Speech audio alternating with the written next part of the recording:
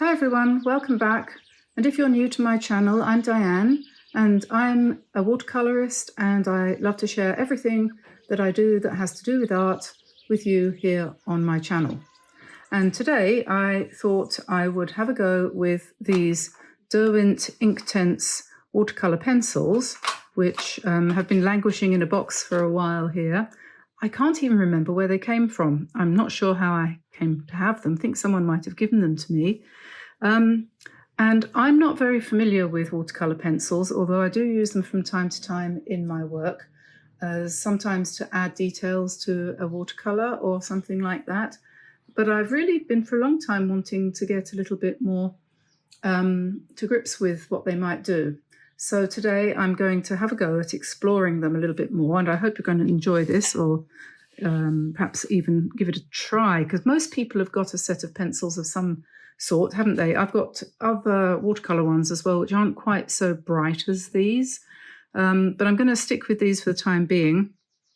What I've got here is a set of 12 different colors, couple of yellows, couple of browns, couple of greens. A bit short on blues, however. There's just one blue in this set, which is called Deep Indigo. And then there's a green here, two greens, and Baked Earth. And then there's, I think, one called Bark, which is a dark brown. So I think, as far as I can remember, what I must have done is, or maybe it was even my daughter who did this, these might have been hers, because she's more keen on pencils than I am, although I think I've been making a mistake in that myself, not following up the drawing side of art, really, because I don't know, it's very easy, isn't it, to get into the habit of only doing what you've always done. And I've always painted in watercolor for a very, very long time. And I've always sort of thought, I don't know why I would want to do pencil work. But just recently, I've been sort of finding that working with pens, like these Japanese pens, these Fudenosuke Tombow brush pens, has sort of kind of brought another dimension to what I do. And I'm still trying to sort of kind of moving away from the traditional art that I've always done, although I don't think I'll ever leave that behind completely, because, you know, you can always do more than one thing, can't you? Anyway, so as I mentioned the other day, I've been watching Katie Moody and her channel, and she's kind of given me a sort of kick up the butt, so to speak, and made me think, you know, if not now, then when kind of thing. I'm going to have a go at doing stuff with other stuff, some of the more modern materials that I've kind of neglected. So never let it be said that I'm old-fashioned. So anyway, I've got a few more of these here. I am, of course.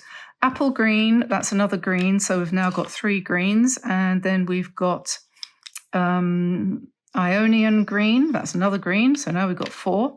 And then we've got white. I know that there's reasons why you might have that. And then I've got 2 Derwent Graphy tints, an ocean blue and an aubergine. So I'm not sure what those are going to come out like. I'm not drawing on the table, I'm drawing on paper. Let's see, that's aubergine. Oh, that's a nice soft grey. Can you see that? Yes, that's a nice soft grey mauve colour. And this one is ocean blue. I don't know whether these are as strong in colour as the other one. They're rather nice, aren't they? They're sort of subtle. Can't say that for the Inktense. Subtle is not what they are. Anyway, so that's my working set. So I think what I'll do is I'll just put these extra ones in the lid, and then I will put them here, I think.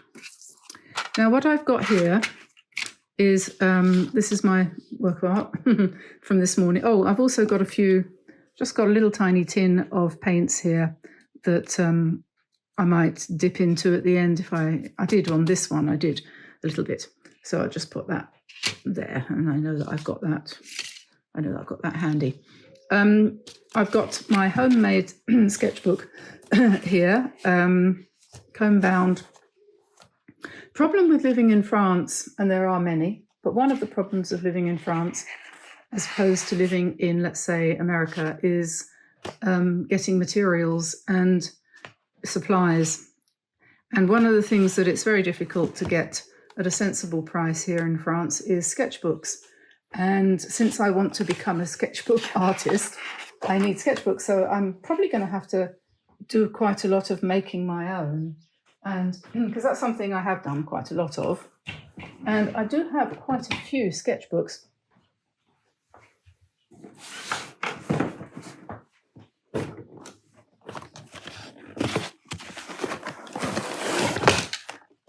I don't want people to think, because I've suddenly started talking about sketchbooks, I don't want people to think that, German, I don't want people to think that I haven't ever used one before. So I'm just going to get these out here. This is me working on a kind of impromptu basis. None of this is planned ever.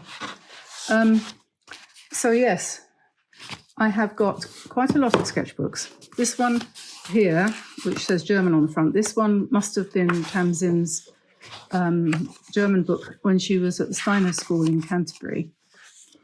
And I think we might have gone to the zoo near there where they have gorillas. I can't remember what it's called now. And these sketches I put in. So this is something to remember. If you do a sketch on a different piece of paper, you can always stick it into your sketchbook at a later date when you get home or whatever. And I think this probably goes back to about 1980 something.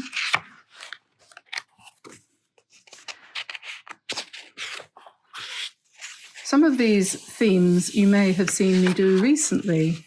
This is me learning to paint in watercolor. Oh yes, here, this is actually dated Glastonbury Tour, D. Greenwell, I was married, different name, 1986. So this is a walk down memory lane. I haven't looked at this book for a very long time. Interesting. Shells from around the same era. And so that's that book. That might be the oldest, 1986. And I've got this one. Don't know what's in here. This is pretty old as well. Will John Technique Art. Oh, this must be the same era. Now here I'm studying from David Bellamy here, I think, and people like him. Learning about tone, trying to get to grips with tonality, you know, light and dark. And there's those shells again. They do seem to keep cropping up. We did shells yesterday. And that's that. So nothing else in that one. Oh, this is quite interesting. To me it is, anyway. I'm sure it's not very interesting to you. This one, interesting. It's a bottle. And, oh, I think I might have been on a course practicing figures, chickens and sheep and cows. Again, more of the same. Papermaking workshop. I must have been in Canada when I used this book, because that's the only place I've ever done that. That's a picture of Reculver in Kent, up on the North Kent coast. Some people who are familiar with England will know Reculver. What have we got here? Oh, some daffodils. Sites for selling paintings. We've been at this for ages. I think that was just after I came back from Bermuda, so that would have been about 2000. Yeah, so, you know, the good thing about sketchbooks, as I have discovered, is that you keep all your work together, so you can flick through it and have a look at it all together. And much better than keeping it all in a box or a folder somewhere. So I'm going to shift over to doing that, as well as having sheets of paper, obviously, because I will paint on sheets of paper too, but I'm going to do more sketchbook work. And yeah, I mean, it's like you've got your whole life basically in pictures, and I know that probably for a lot of people like me now, you sort of think, oh, is it worth even thinking about any of that? But anyway, whatever. If you've done it, you've done it. If you haven't done it, you haven't done it. And art group meeting 2001, that was in England when I came back from Bermuda. And I think I used to take this book along to the art group and paint things. Oh yeah, no, that was actually still in Bermuda. This is Bermuda. Yes, this is Bermuda. March the 25th, breakthrough in oil seascapes. I was doing oils at that time. You could call this a sketchbook flip through, couldn't you? But I'm going to stop now. Let's put these out of the way, and maybe we'll have a look at those some other day. And what I'm going to do now is turn to a fresh sheet in here, and I'm going to redo this drawing, which I did this morning. This is a view of my chicken barn down in the garden, just outside here, and some of the, what do you call them, foxgloves, some of the sheep, a couple of lambs, which I've invented because we don't have the lambs at the moment, but we did have, and just using the pencils to create this. So I'm just going to move my sketchbooks out of the way and get set up and start again. So I'm not entirely sure what paper this is, but I think it's about a 90-pound lightweight watercolor paper with a slight texture, but not much. So it's going to be fairly easy to make these pencils work.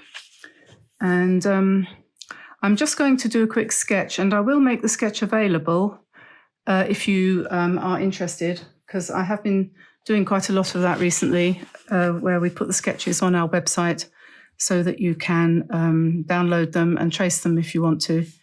If you're not completely confident, as nobody ever is, are they, with drawing. And so I'm just going to draw the little barn, which has well, it did have up until recently. We just had to have the roof replaced, but I'm going to use my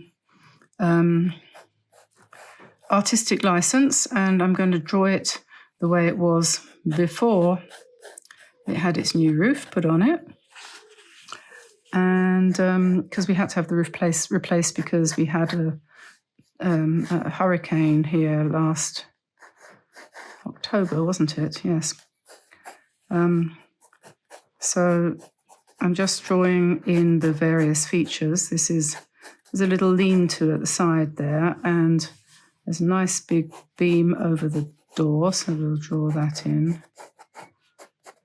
And the door's quite big compared to the size of the barn.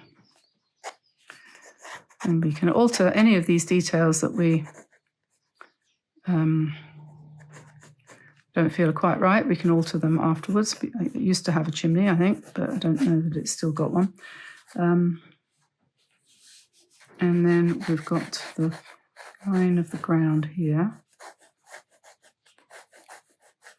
Just sketch that in first. And what's the next thing? We've got a few bits of stone here, a bit of a wall, in fact, and then a gate. There's a gate here like that. And then here, I'll just roughly indicate this is where there's a wall. And then we've got a tree coming up here, and we'll put that in later. Just sketch that in very lightly. And then down here, I'm going to put the foxgloves. I always want to call them bluebells. I don't know why. So we'll put one big tall foxglove there and another one here. And just put the leaves in at the bottom. And then I'm going to put a fold of land coming down here a little bit, and another fold coming up here like that. So we've got sort of going into the focal point there. Back here there will be more trees, which they are. And we'll have a little bit of sky showing here. I'm going to make the roof a little bit lower. It's the beauty of pencil, isn't it? Yeah, just make the roof a little bit lower like that. And then here I'm going to put some chickens. Just draw them in.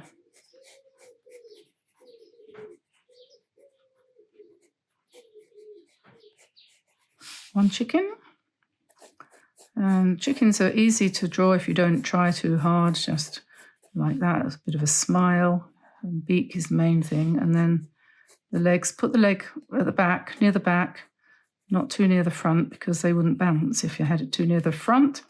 And then we'll have another one here in front of the others. We'll just stick a beak in there, a little bit of a comb, and a couple of legs down there, and his tail out there like that.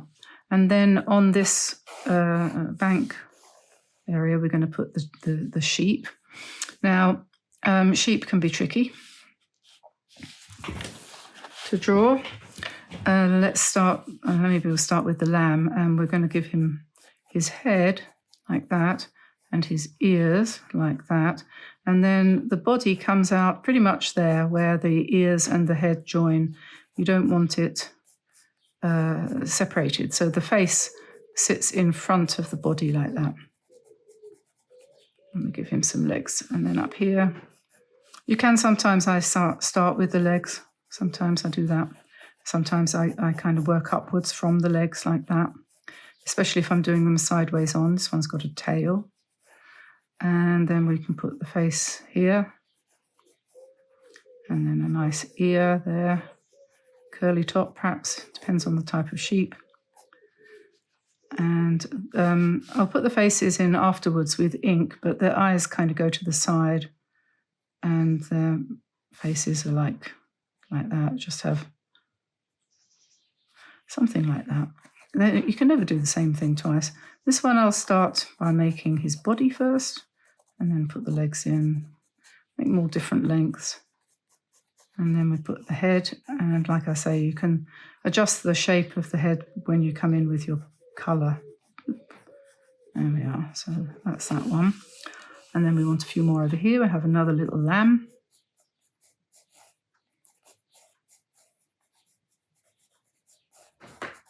One, two, three, four. And then his mummy is here.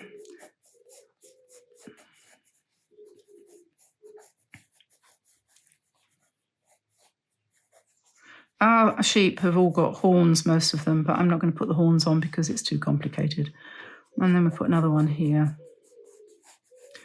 And some of the features of the sheep I've added in, like I say, with pen afterwards.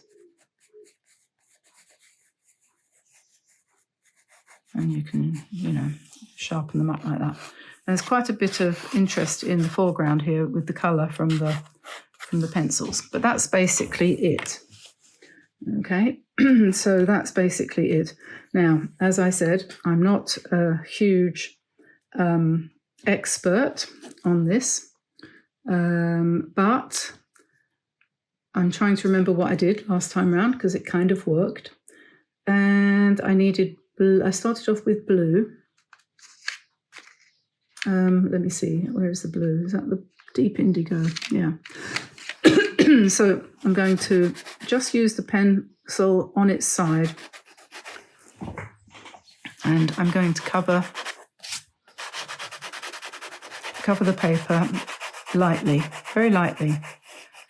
And the reason for doing it lightly will become obvious later. Now, I'm covering the whole of the area which is basically air behind the cottage, but just very lightly with this blue, which is a dark blue. You can see that in my later version here where the blue has been wetted and has run. So I'm not going to put it just here, but I'm going to put some all around here as well. Not too much. And then before I make any effort to wet it, I'm going to take some yellow and I'm going to add I'm thinking about the tree, or the trees that are in the background here, and I'm just scrumbling in. I'll go from yellow down here as well, behind the wall. And we've got a sort of big bush growing up here. And we'll put some more yellow up here. And then I'm going to put a little bit more yellow over here and just go over the whole thing, because there's another tree here, very lightly.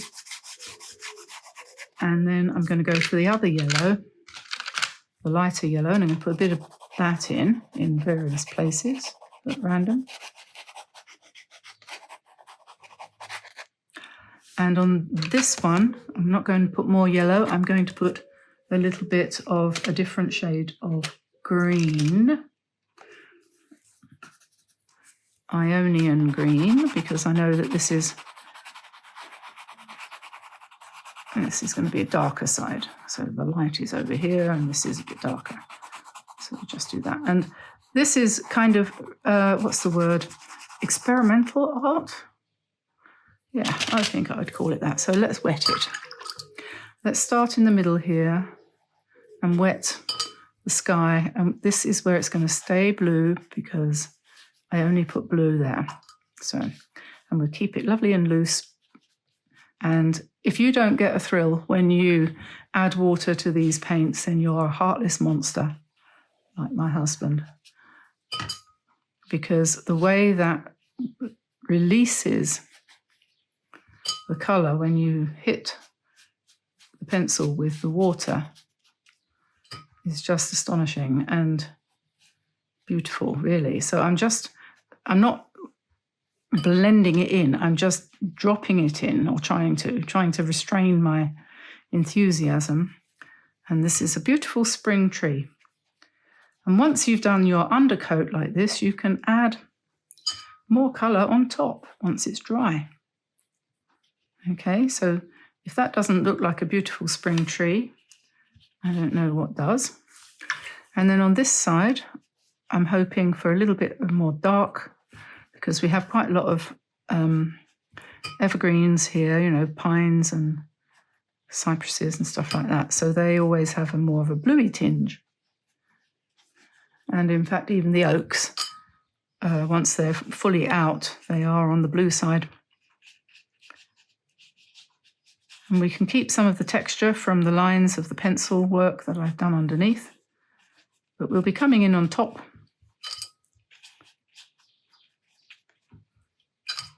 And I'm just going to use a piece of tissue paper just to dab out the colour a little bit where I'm going to put my foxgloves. Okay, so I'll just lift that colour a little bit there so that the pink will show up better. I'm just going to dab out where I've got a little bit too much water here as well. And just let that run and do whatever it wants to do. So that's that. Okay, so now the next thing is to put some colour on the roof. So that's pink, and I don't think we'll do that. We want I've got two fuchsias. No wonder I keep on picking up fuchsia. For somehow I've got two the same. That's interesting. Oh well, that's fine, because, you know, we have got lots of requirements for pink flowers around here. Now, what am I looking for? Oh, yeah, brown. So I'm looking for brown, looking for baked earth. So let us put baked earth on the roof of the chicken barn.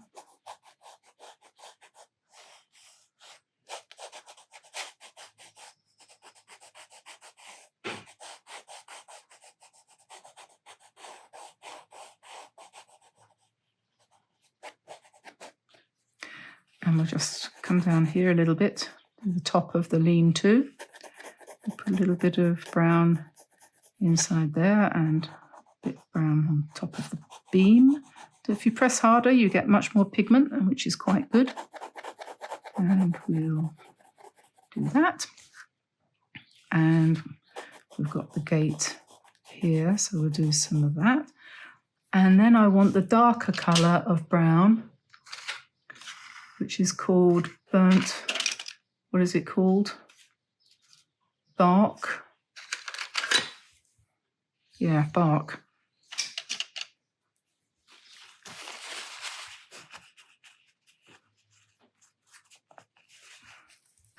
Bark, yes, we'll put some bark on here. Not going to cover it all up, just put some shadow on. And we'll put some along the line of the roof, perhaps.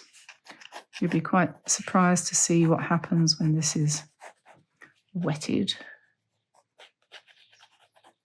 And I will probably use some pen at the end as well for emphasis.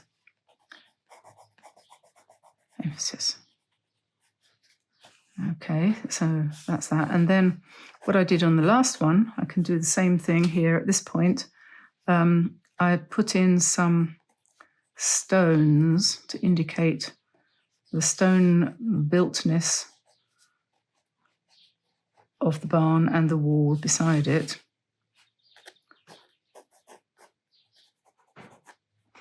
And I want the grey. I have a grey here somewhere, I think.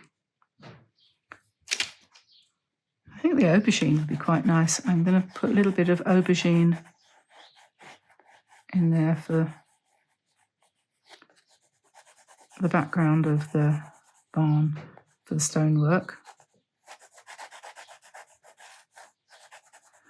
This is such a good medium to use if you are on holiday. I'm going to take this with me when I travel next time I go somewhere, which will probably be Egypt in October. I'm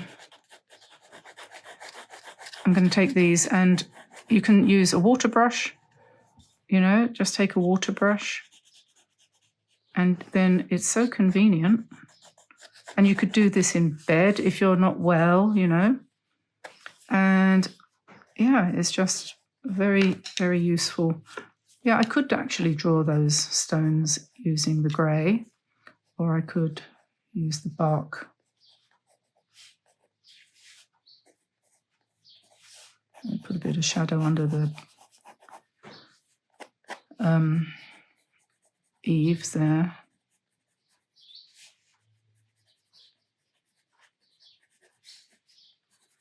Can always add more of these afterwards if you want. And then, oh yeah, I need to put some shadow inside. And then I wanted some yellow,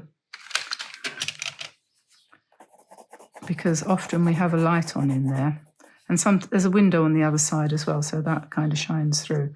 So now we're going to wet this one. This is the best bit. You get it all ready, and then you come in with your brush, and it's just like, oh,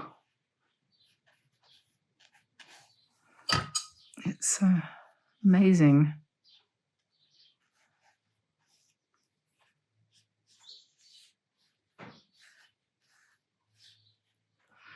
And I don't want to disturb the layers, the lines too much. I just want to let the whole thing just spring out. Look at that, sprung.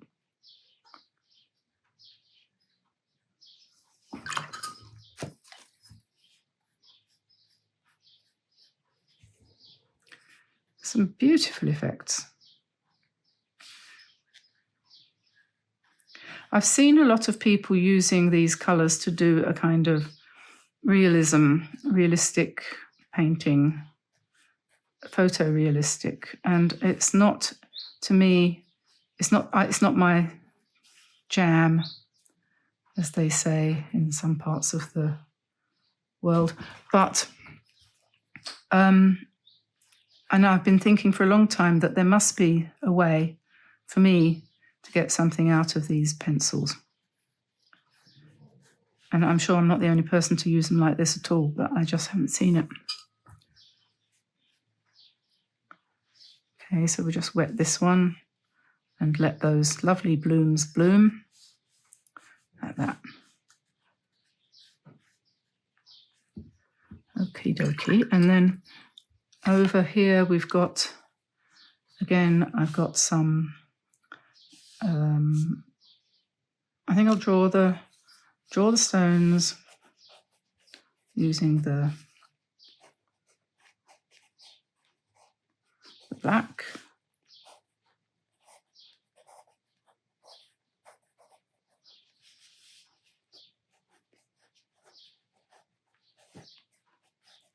These dry stone walls that we have are, they're beautiful, but they're a liability because eventually they fall down and you have to repair them and nobody knows how to do it anymore. So we'll just go over that with the aubergine. And I'm going to put a little bit of green in there too.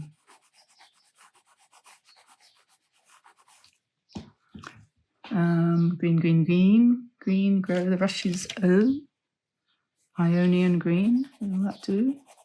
You can barely see what you're doing. Well, I think it's best if you can barely see what you're doing. So just keep it really light so you can hardly see. Yeah. And then you can come in with your brush and wet each individual stone. Allow some parts to be light still, so that's where the light is catching, and let the colours just blend. And then afterwards, if you feel it's too light, you can put some ink in or come back in with your pencils again. Once this is dry, I'm going to put some extra lines in using a pen.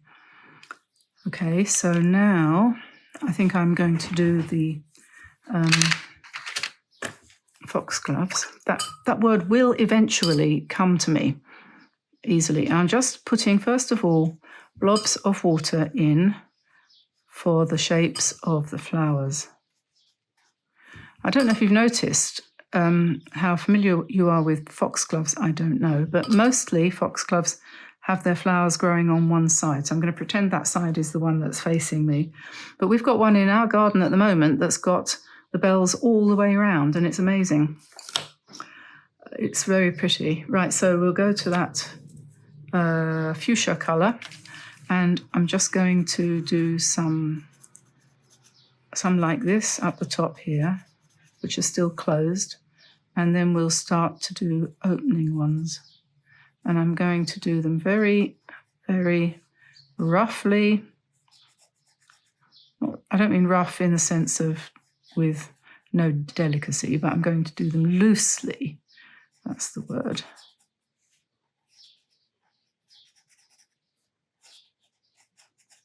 Let my hand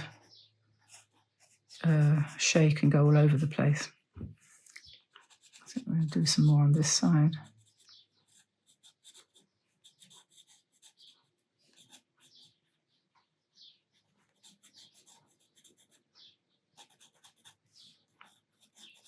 A little bit abstract. And we will sharpen them up with pencil or the Tombow, the brush pen, probably. I don't know whether that's the same colour of fuchsia as the other one that I have. Is that the same? I don't think it is. I think this one's a bit darker. So that's handy. I've got 2 shades of fuchsia. And then we're going to pick up the green, and we're going to go with the leaf green, and we're going to pop in a stem and a few stalks holding it together.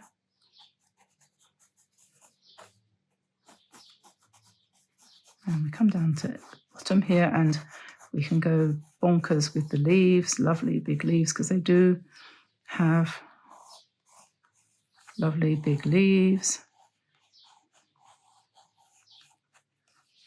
And this one as well.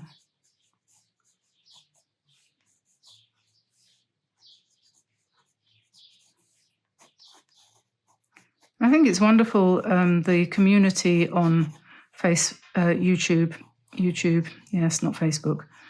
That's another thing. The fact that, you know, people get such a lot of support from each other and brilliant ideas and so on and so forth to move forward with your art. And I noticed this morning, I was looking at somebody else's channel. She's new, very new actually, and she had a 1 million views on a not particularly fantastic video. Not that mine are, I'm not trying to say that mine are any better, but there was nothing special about it. 1 million, just a few weeks ago. And it's because she's talking about mental health, you know, about, you know, people being unhappy and sad and everything. And she's got one up at the moment, which is called, what is it? I've forgotten. Hang on a minute. You matter. And this is very true, isn't it? We do, we all matter. But what matters more than just you, because of course you do matter, but everybody matters. Not just you, not just me, not just hard done by poor old people, not just young people, not just sick people, not just people who feel that they ought to be, but also everybody, even rich people and powerful people. Everybody matters because everyone has a role to play at some point, and you never know what kind of trauma that person is going through under the surface, even though they might appear to be confident and everything. And anyway, so we all matter, but what matters is doing art. It's really important, I think, to do art, because when you sit down and you allow something to flow through you like this, like what I'm doing here, which is just me, you know, trying to allow the spirit to flow, we have the need and we are required to create, which is not what Apple thinks. No. Apple have got another idea. Right, now, so I'm going to take my dark colour, not indigo, don't want that, we want bark, and baked earth for my sheep. Now, where's the bark? Come here. There's bark, right. So, my little sheepies, I'm going to do the sheep first, and I'm going to do the chickens, then I'll do the rest of the ground. So we'll do our ears. And then there's multiple ways of doing the sheep. You can either colour them in first. I'm going to do that with this one. This one we're going to say is more or less brown all over. Give her some nice dark legs. This one, we do the ears as well. A little bit of a top knot. I forgot your top knot, sorry. And the ears. A lot of the sheep have a white blaze down the front and sort of dark at their sides, and they have patches. So we try and make this one a little bit more patchy, and her legs rather. A couple of them are boys, but not complete. This is a little girl lamb. I think I'm going to switch to the aubergine if I can find it. That was one of the silver ones, wasn't it? Ocean blue, it's this one, isn't it? Just by way of a change. And this one over here, he can be aubergine. Don't forget the legs.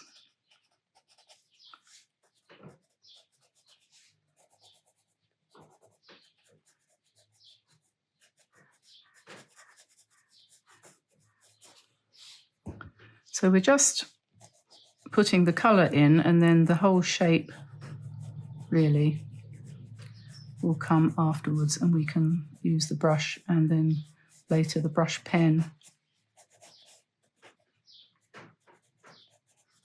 And put their legs in all funny angles. And this one here.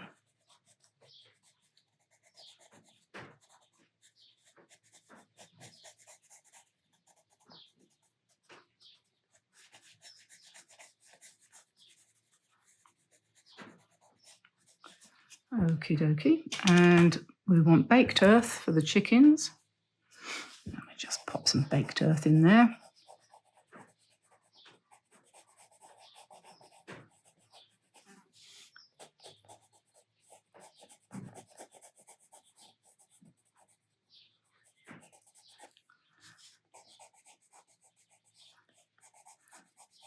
If you don't have a chicken barn in your garden, don't worry.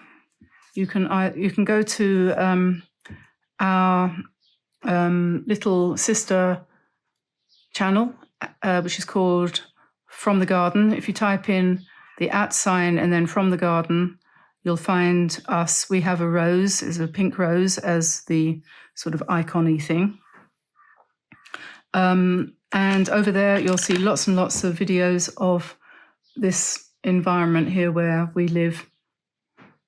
And you can use any of that. You can take screenshots or do whatever you like to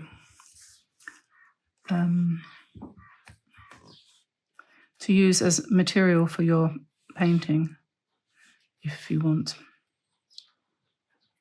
Okay, so we're just wetting the chickens and making them nice and orange. And don't forget, as I said, I'm going to come in with a pen to sharpen up all the edges, finish things off nicely, put their faces on with the pen. I'm not going to try and do that with the brush, but I will give them their sort of markings as much as I can.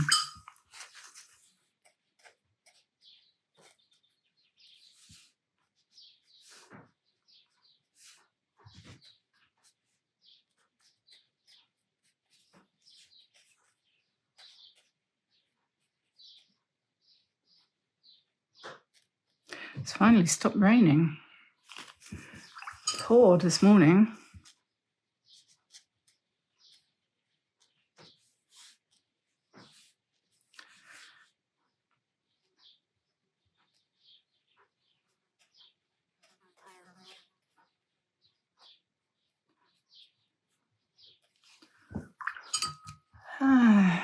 So this is very peaceful. These ones I decided to do in the aubergine to make them a little bit mauve, to make them give the impression that they're a bit further away. Not sure if that's really going to work, but that is something you can do. If you make your colours a bit more bluish in the distance, that tends to give that impression. And now we're going to do this grass here. And so I'm going to find a green. Let me see.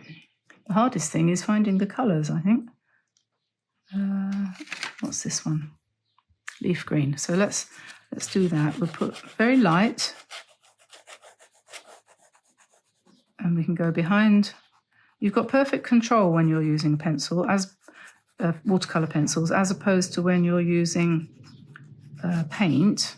There is a lot to be said for dry media. There's even more to be said for dry media with the ability to add water. Whether or not I'm ever going to get into the whole marker pen scenario, I don't know. So let's put some, what did I put? I put some orange, didn't I? I had some tangerine, just a little bit of orange in there. Not everywhere, just in a couple of places. And then a different green. That one was this one, Ionian green. That's it. That'll do. I'll put some sort of shadow there. You don't know how it's going to turn out until you wet it. That's the exciting thing. It really is. Put some more shadowy green around here, hoping that, with more experience, I'll be able to predict it more. But at the moment, I'm not really able to predict. So I'm going to wet that one first, then I'll do this one, and then I'll do that one.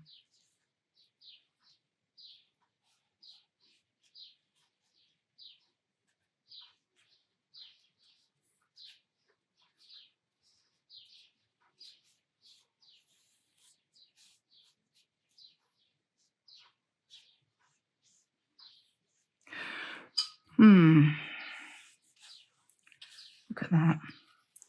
Isn't that gorgeous, those colours? There's something so unexpected about using this medium.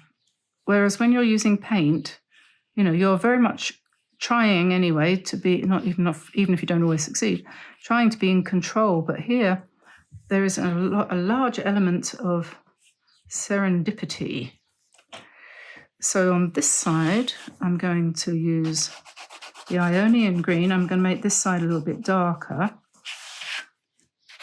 So I'll use Ionian green rather than leaf green.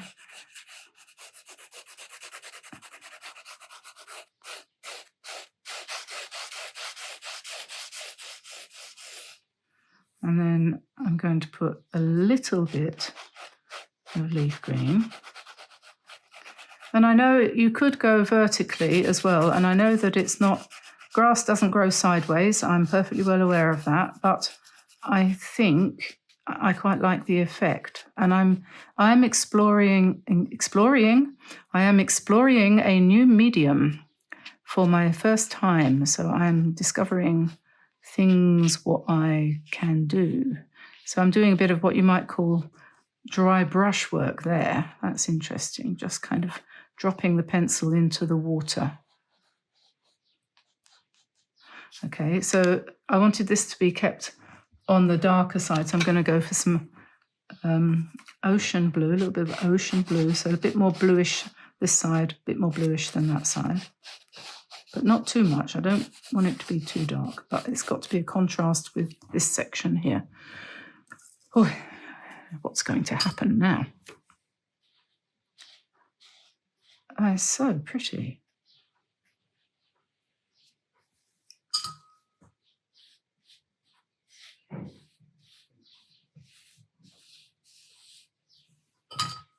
I do hope you give this a try. I don't think these are very expensive. And if you haven't got a set of these Inktense pencils, I bet they're on offer on Amazon at the moment. They've had some amazing offers just recently on there, half price and so on. If you happen, I'm sorry, but it's not my fault, but if you happen to live in America, which half of the people who watch me do, then you can pretty much bank on the fact if I recommend something, you can go over there and to Amazon and find it. Unfortunately, it doesn't work like that in Europe and Canada. I don't understand what it is with Canada. I know, I mean, the Canadian dollar isn't worth as much as the American dollar, but even when I lived there back in the 90s, it used to drive me crazy because the prices were just unattainable. And, you know, we even went so far sometimes as to cross the border to try to, well, not often because we were in Calgary and that's like a long way to the border. But yeah, I don't know. It's not fair. It's the same as here. It's just the taxation here is just absolutely unreasonable. It's completely, it's just not fair. I'm not going to go on about it because there's nothing you can do to help me. And I know everyone's taxed in a different way, but for us, it's on purchases. That's the thing. And maybe it's not like that in America. Perhaps it's not purchases where you're taxed the worst. Perhaps it's not like that, but here it is. Okay, so let's see what that, I want this to be nice and light. I'm not sure why, I just felt that it worked that way. So we'll come in now with this and just do that nice and delicately around the sheep and under the chickens. I know they haven't got their legs yet. We'll do that in a minute with the pen. What a wonderful medium this must be for people who do book illustrations for children and everything. I should think you could really fall in love with your own art if you're doing this. It's this element of surprise, I think. You go, oh, there, that looks nice.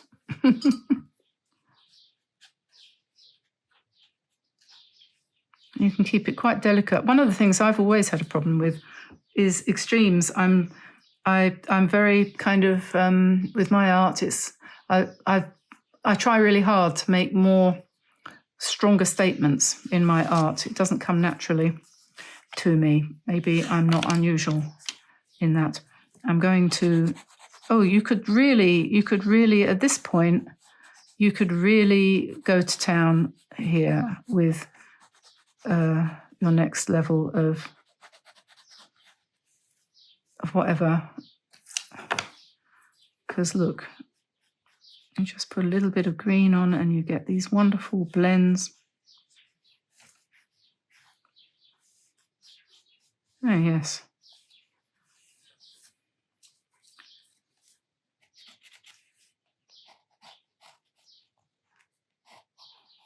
I was saying the other day, I think I said, I think I'm more of a drawer than a painter.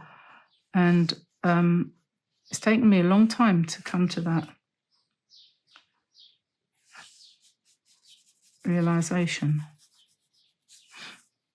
Okay, so now, is this dry? Yeah, so I'm going to, now I could do a couple of things here. I could put the hairdryer on it, dry it, and come in with the pen and do some pen work. Or I could continue with pencils. I'm not quite sure what to do actually, because I don't have all that much experience of doing this kind of painting. Could leave it like that really, but I do need to finish off the faces of the sheep. So I'm going to do that. Let me finish off the faces of the sheep. Now with this one, the one I did this morning, I did it with ink. And we have a very strong, quite a strong sort of ink finished, ink tense type of painting. This one has come out much more delicate at the moment, and I'm not in a big hurry to alter that. So I'm going to look at the legs of the chickens and the faces of the sheep first and see what to do about those. Oh, I know, I've got, in the world of pencils, I have some black. This is a Stettler Carat Aquarelle black. It's a very intense, my throat's going dry. It's a very intense black. I'm not sure if that's going to do the trick. I might be better off with ink. Don't know if it'll work for their legs.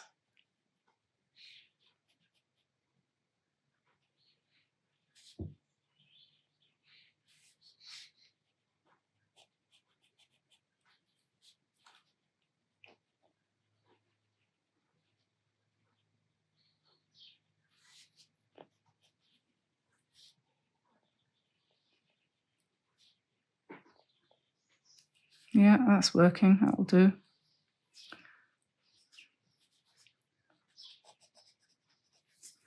Let's see what happens there.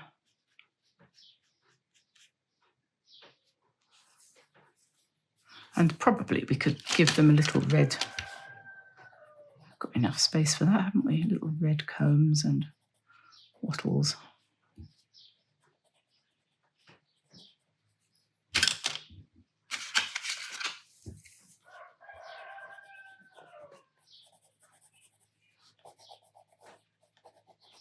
Add some orange to their brown.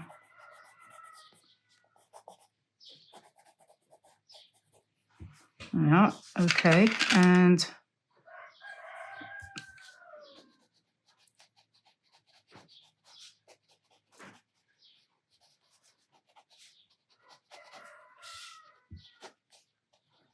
working it out as I go along.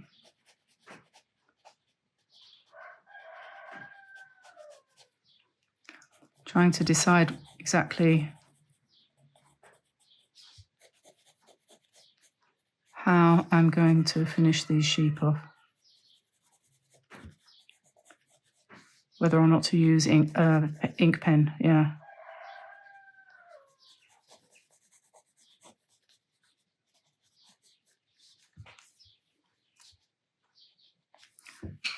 I wonder whether an ordinary pencil would work. This is a bee. Mixed media. No, that's not dark enough. I think it's going to have to be a pen.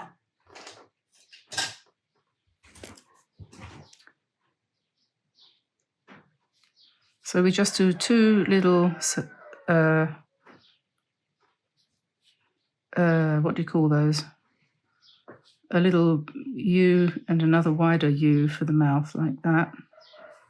And then the eyes are here at the side. Can't see them much, just need a little bit of darkening really there.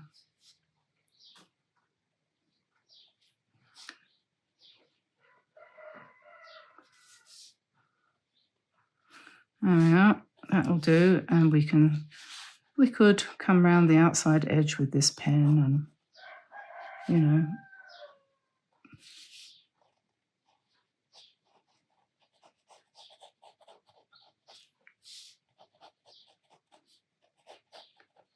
Sheep need shearing soon, but the weather is terrible and I don't want them to be done before it's warm enough, because it's really been the coldest spring I can ever remember. I can't remember it being like this before.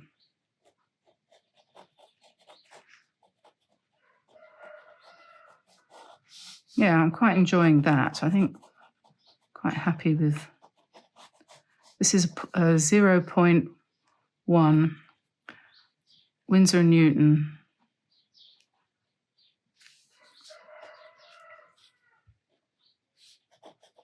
Fine liner.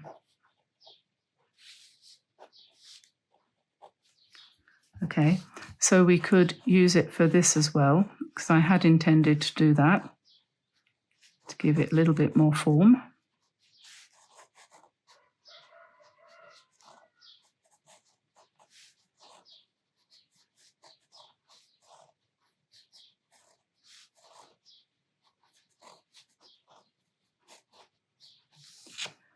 Yeah, this paper's lovely. I'm very happy with this. I'll try and find out what it is, but I would suggest Fabriano. It's almost certainly that. Or I've just received a whole bunch of Clairefontaine paper. There's you can get it from Amazon in America, but in Europe, very, very commonly found. So this is one for the Europeans. Clairefontaine, I'll be using some of that soon, and I can certainly recommend it. It's lovely paper. Okay, so that's that. I'll put a little bit of line on the leaves. And I know I've got the trees to do in the background yet. So if you're still with me, congratulations.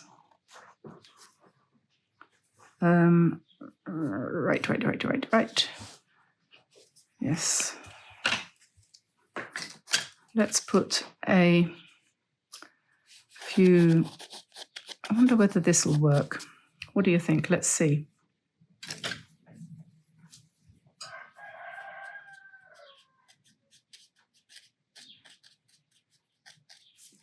Yes, that's okay.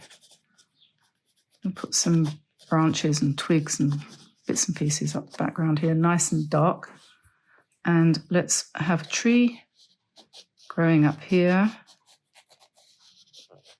And we take some branches out. We're just going to do them very rough. They don't even need to join up.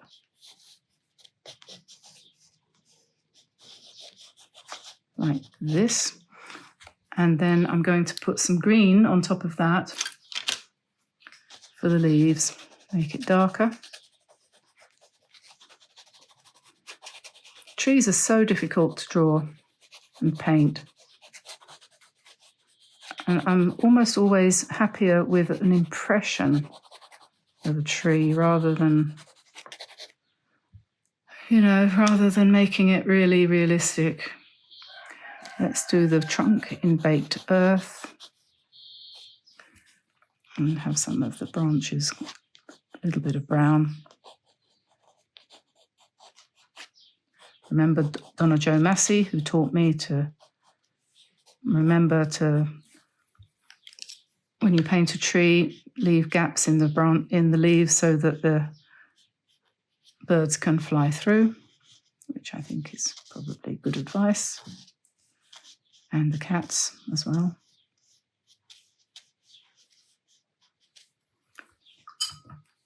And we'll just wet that a bit. So we've got a mixture of dry pencil work and wet.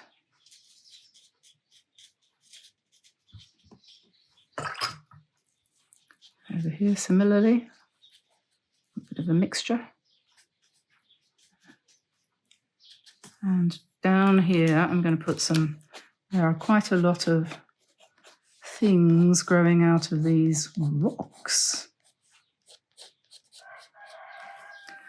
And we want some green and brown.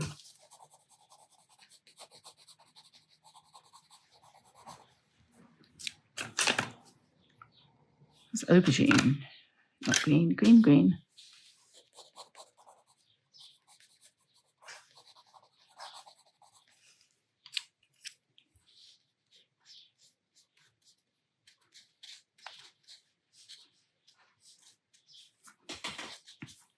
Maybe we'll put a little bit more dark in here, in one or two places.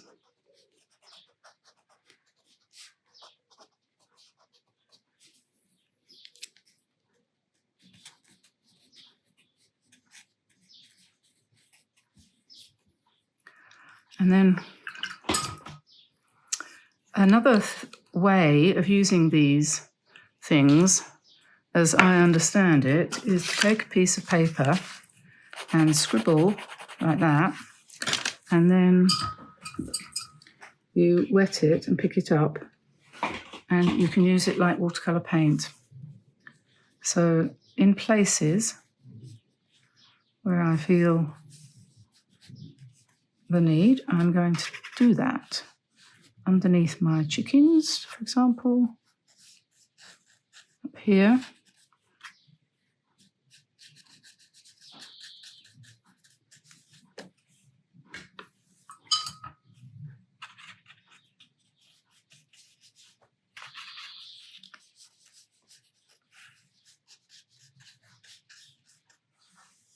Okay, and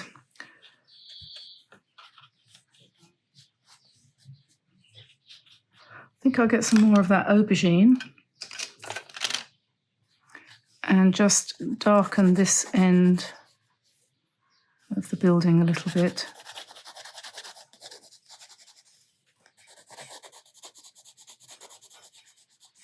I'm doing this all from memory, which is sometimes a good and sometimes not so good way of doing something, but I'm reasonably familiar with the scene.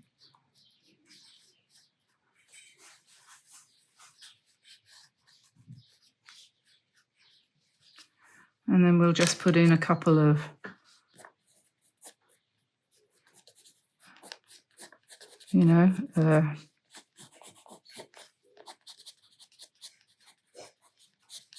calligraphic marks. And then up here, we mustn't forget this tree. I think there was a fence down here as well. I might stick that in. There is a fence there. I know there is. And some green. Ionian green. That was the colour we used on this side, wasn't it?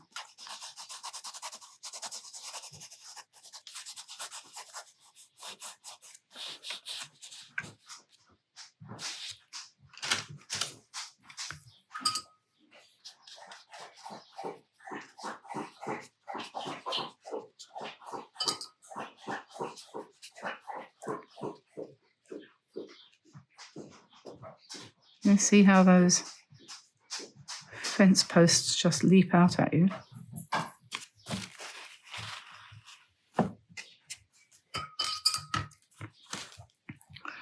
And I think I just want to make this yellow a little bit more subtle.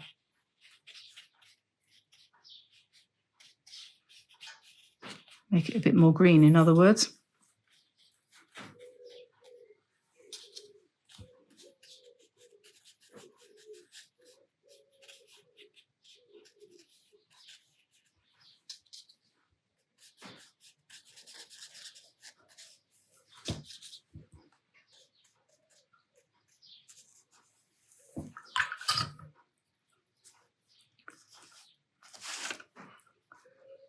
And over this side here, you could go on forever,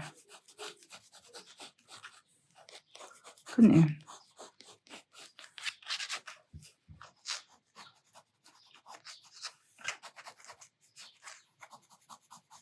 You could really just go on forever.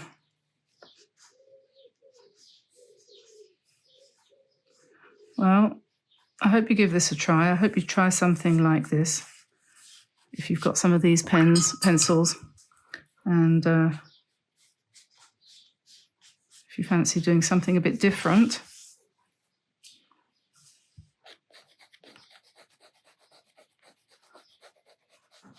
I will put links in the description below on the video underneath, and if I can find a good price for these pencils, I'll mention it there, and you can decide whether or not you feel like getting some. I will use them again for sure. This is not going to be the last time I use them, even if nobody watches this video, because you know the video is all about you. You matter. And that means you should paint or create in some way every day, ideally. I could do a lot more to that. I could do more on the roof. I could do more all over the place, and I could try and keep it in the shot of the camera as well. That would be a good idea, wouldn't it? But yeah, I think I'm going to stop now because I'm getting a sore throat. That's where we keep the feed for the animals. This is where they go to roost at night, in there. Not last year, the year before, we had to keep the sheep in there as well with the chickens. It was quite funny because the weather was so terrible. That was funny.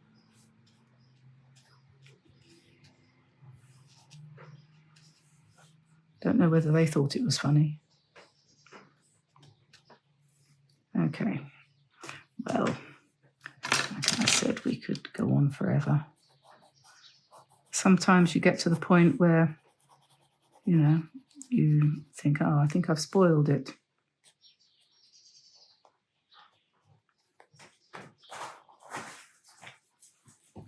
So I'll say bye-bye for now, and I'll see you again soon, and have a lovely weekend, everybody. Bye for now. Bye-bye.